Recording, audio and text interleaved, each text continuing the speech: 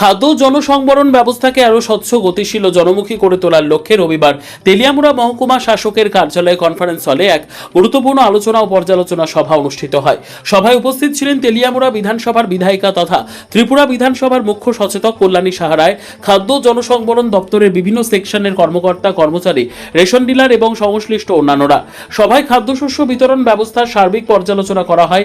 সাধারণ মানুষের কাছে সরকারি খাদ্য সামগ্রী সঠিক সময়ে ও নির্ধারিত পরিমাণে পৌঁছে দেওয়া, রেশন ব্যবস্থার স্বচ্ছতা বজায় রাখা, উপভোক্তাদের অভিযোগ দ্রুত নিষ্পত্তি করা এবং ডিজিটাল পরিষেবার কার্যকর ব্যবহার নিয়ে বিস্তারিত আলোচনা হয়। এছাড়াও রেশন দোকানগুলির পরিষেবার মানোন্নয়ন, ই-পজ মেশিনের সঠিক ব্যবহার, খাদ্যশস্য বিতরণে উদ্ভূত বিভিন্ন সমস্যা ও তার সম্ভাব্য সমাধান নিয়েও আলোচনা হয়। উপস্থিত রেশন ডিলারদের বিভিন্ন মতামত ও সমস্যার বিষয়গুলি গুরুত্ব সহকারে শোনা হয় এবং প্রয়োজনীয় দিক নির্দেশনা দেওয়া হয়। সভায় বক্তব্য রাখতে গিয়ে বিধায়িকা কল্যাণী সাহারায় বলেন, খাদ্য নিরাপত্তা নিশ্চিত করা সরকারের অন্যতম প্রধান অঙ্গীকার। সাধারণ মানুষের কাছে সরকারি পরিষেবাকে আরও সহজ, স্বচ্ছ, নির্ভরযোগ্য করে তুলতে প্রশাসন, দফতর এবং রেশন ডিলারদের সমন্বিতভাবে কাজ করতে হবে। তিনি উপভোক্তাদের স্বার্থকে সর্বোচ্চ গুরুত্ব দিয়ে দায়িত্বশীলতার সঙ্গে কাজ করার আহ্বান জানান। ম্যাজিস্ট্রেটের অফিসে food and civil supplies department নিয়ে আলোচনায় বসি। আমাদের এই সাবডিভিশনে তেলিয়ামুড়া মহকুমাতে 93টা রেশন শপ আছে। এই 93টা রেশন শপ ডিলারদের নিয়ে আজকে আমরা বসি, বিভিন্ন বিষয় নিয়ে আলোচনা হয়। ওজনের কারচুপি থেকে শুরু করে ডাল এবং চিনি, অন্যান্য বিষয়, সব বিষয়গুলি নিয়ে আলোচনা হয়।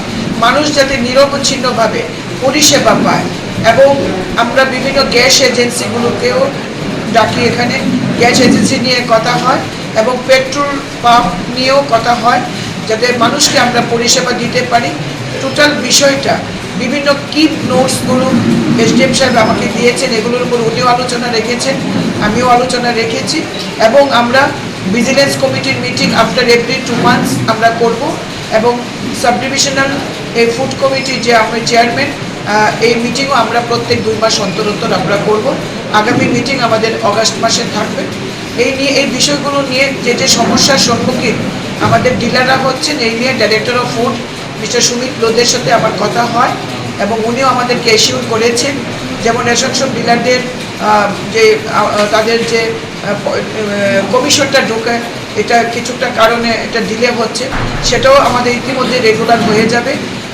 এটা নিয়েও আমাদের ডাইরেক্টর অফ ফুডের সাথে কথা হয়।